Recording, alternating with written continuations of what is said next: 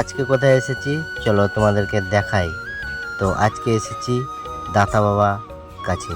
তো দেখো এটা হচ্ছে দাতা বাবা মাজার, ঠিক আছে। তারপরে আমি হাঁটতে শুরু করলাম, আমার গাড়ি যেখানে আছে হাঁটতে হাঁটতে দেখলাম যে প্রচণ্ড মেঘ উঠেছে।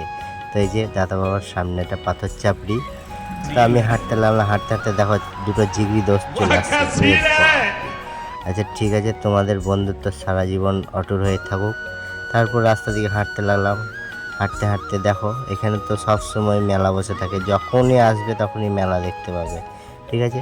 তারপর দেখো আমার সুন্দর চেহারাটাকে দেখালাম, খুব ফুটফুটে। তার পেছনে একটা দাদা আসছিল, আর এই যে যেটা দেখছো এটা হচ্ছে হোটেল। তো তারপরে এই যে জাম্পিং চলে এলাম, জাম্পিংয়ে আসার পরে দেখো দেখো মেলা, এখানে 12 মাস মেলা থাকে। তারপরে বারে বারে আমার চেহারাটা দেখাচ্ছে এই কারণে আমি ফেসবুকে নতুন ভাইরাল হয়েছি, তার জন্য আমার চেহারাটা দেখাচ্ছি তোমাদেরকে। তো চলো হাসি মজা করলাম। তারপর দেখো দেখো লোহা দোকান, ঠিক আছে। তো খুব ভালো লাগলো আমাকে দেখে, আবার চলে আসলাম তোমাদের সামনে আমার চেহারাটা দেখাতে। তো তারপরে দেখো এই যে পেছনে যে ব্যাকগ্রাউন্ডটা দেখতে পাচ্ছ, অনেক মানুষজন আছে, গাড়ি আছে, এটা হচ্ছে গাড়ি পার্কিং। তো ওই যে সারে সারে যতগুলো দোকান দেখছো সব ওগুলো হচ্ছে হোটেল, ঠিক আছে। তারপরে আমি চললাম আমার গাড়ি যেখানে আছে সেখানে রওনা দিলাম।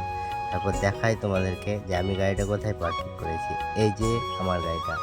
তারপরে দিয়ে হুট করে দেখলাম যে মেঘের আবহাওয়াটা দেখো কত সুন্দর, দেখতে খুব সুন্দর লাগছে। তাই তোমাদের সামনে তুলে না ধরে আমি থাকতে পারলাম না।